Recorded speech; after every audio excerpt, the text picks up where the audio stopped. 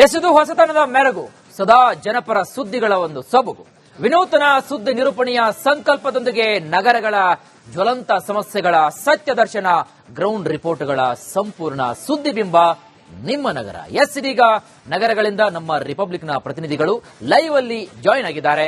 ಅಲ್ಲಿನ ಸಮಸ್ಯೆಗಳ ಬಗ್ಗೆ ನಿಮಗೆ ನಿರಂತರವಾಗಿ ಗ್ರೌಂಡ್ ರಿಪೋರ್ಟ್ ಅನ್ನ ಕೊಡ್ತಾ ಹೋಗ್ತಾರೆ. Over to you. Thank you. ನಾವೀಗ IAS ಅಧಿಕಾರಿ ಜ್ಞಾನೇಂದ್ರ ಕುಮಾರ್ ಅವರ ಮನೆ ಬಳಿ ಇದ್ದೀವಿ. ನಿನ್ನೆ ಮಧ್ಯಾಹ್ನದ ಸಂದರ್ಭದಲ್ಲಿ ಇಡಿ ಅಧಿಕಾರಿಗಳು ಒಂದು ದಾಳಿಯನ್ನ ನಡೆಸಿದ್ರು. ಈ ವೇಳೆ ಸಾಕಷ್ಟು ಪ್ರಹಸನಗಳು ಕೂಡ ನಡೆಯಿತು. ಇಂದು ರಾತ್ರಿ ಅಂದ್ರೆ ನಿನ್ನೆ ತಡರಾತ್ರಿ ಈ ಅಧಿಕಾರಿಗಳು ಅಂದ್ರೆ ಇಡಿ ಅಧಿಕಾರಿಗಳು ತನ್ನ ಒಂದು ಕಾರ್ಯಾಚರಣೆಯನ್ನ ಮುಗಿಸಿರುವಂತದ್ದು. ಈಗ ನೀವು ದೃಶ್ಯಗಳನ್ನು ನೋಡ್ತಾ ಇರಬಹುದು. ಇದೇ ಒಂದು ಕಟ್ಟಡದಲ್ಲಿರುವಂತಹ ಜ್ಞಾನೇಂದ್ರ ಕುಮಾರ್ ಅವರ ಫ್ಲಾಟ್ ಅಲ್ಲಿ ಅಂದ್ರೆ ಮನೆ ಮೇಲೆ ದಾಳಿಯನ್ನ ನಡೆಸಿರುವಂತದ್ದು.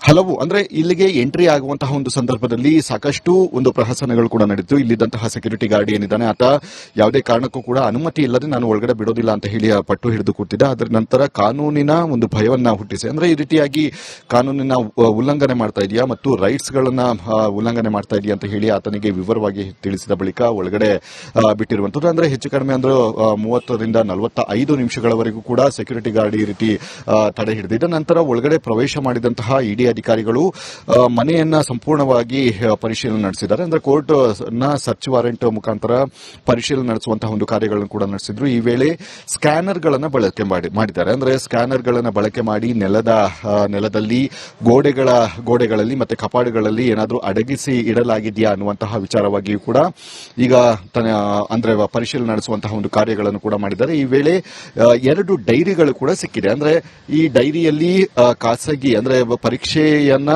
ನಡೆಸುವಂತಹ ಉದ್ದೇಶದಿಂದಾಗಿ ಅಂದ್ರೆ ಪರೀಕ್ಷೆಗೆ ಸಂಬಂಧಿಸಿದಂತಹ ಒಂದಷ್ಟು ಮಾಹಿತಿಗಳನ್ನು ಕೂಡ ಹೊರಗಡೆ ಹಾಕಿರುವಂತದ್ದು. ಅಂದ್ರೆ ಆ ಡೈರಿಯಲ್ಲಿ ಖಾಸಗಿ ಕಂಪನಿಗಳ ಉಲ್ಲೇಖಗಳು ಕೂಡ ಇದೆ ಮತ್ತು ಈಗಾಗಲೇ ಏನು ಬ್ಯಾಂಕ್ ಸ್ಟೇಟ್ಮೆಂಟ್ಗಳನ್ನು ಕೂಡ ಇಡಿ ಅಧಿಕಾರಿಗಳು ಪಡೆದು ಒಂದು ವೆರಿಫಿಕೇಶನ್ ಮಾಡುವಂತಹ ಒಂದು ಕೆಲಸಗಳನ್ನು ಕೂಡ ಮಾಡಿದ್ದಾರೆ. ಈಗ ಸದ್ಯದ ಮಟ್ಟಿಗೆ ಜ್ಞಾನೇಂದ್ರ ಕುಮಾರ್ ಏನಿದ್ದಾರೆ ಈ ಹಿಂದೆ ನಾಪತ್ತೆಯಾಗಿದ್ದಾರೆ ಅನ್ನುವಂತಹ ಒಂದು ವಿಚಾರಗಳು ಕೂಡ ಕೇಳಿ ಬಂದಿತ್ತು. ಆದರೆ ಗೃಹ ಸಚಿವರು ದೃಢೀಕರಣ ಮಾಡಿದ್ರು. ಅಂದ್ರೆ ನನ್ನ ಸಂಪರ್ಕದಲ್ಲಿದ್ದಾರೆ, ನಮ್ಮ ಸರ್ಕಾರದ ಸಂಪರ್ಕದಲ್ಲಿದ್ದಾರೆ. ಹೀಗಾಗಿ ಅವರೆಲ್ಲಿಯೂ ಕೂಡ ಹೋಗಿಲ್ಲ. ತಂದೆಯ ಅನಾರೋಗ್ಯದ ಹಿನ್ನೆಲೆಯಲ್ಲಿ ಅವರು ಹೋಗಿದ್ದೇ ವಿನಃ ಇಡಿಯ ಭಯದಿಂದ ಹೋಗಿಲ್ಲ ಅಂತ ಹೇಳಿ ಅವರೊಂದು ಹೇಳಿಕೆಯನ್ನು ಕೂಡ ಕೊಟ್ಟಿದ್ರು. ಹೀಗಾಗಿ ಸದ್ಯದ ಮಟ್ಟಿಗೆ ಈ ಒಂದು ದಾಳಿ ಅಂದ್ರೆ ಅವರು ನಾಪತ್ತೆಯಾಗಿದ್ದಾರೆ ಅನ್ನುವಂತಹ ವಿಚಾರಗಳು ಮತ್ತೆ ಗೃಹ ಸಚಿವರ ಹೇಳಿಕೆಗಳು ಅದಾದ ಬಳಿಕ ನಡೆದಂತಹ ಈ ಒಂದು ದಾಳಿ ಸಾಕಷ್ಟು ಒಂದು ಲಿಂಕ್ಗಳು ಇರುವಂತಹ ಸಾಧ್ಯತೆಗಳು ಕೂಡ ತಳ್ಳಿ ಹಾಕುವಂತಿಲ್ಲ.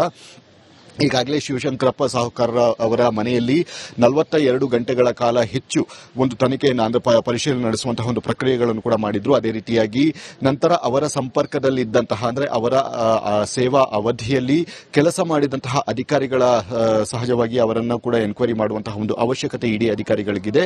ಈ ಹಿನ್ನೆಲೆಯಲ್ಲಿ ಅಂದ್ರೆ ಅದರ ಮುಂದುವರೆದ ಭಾಗ ಅನ್ನುವಂತೆ ಈ ಒಂದು ದಾಳಿ ನಡೆದಿರುವಂತದ್ದು.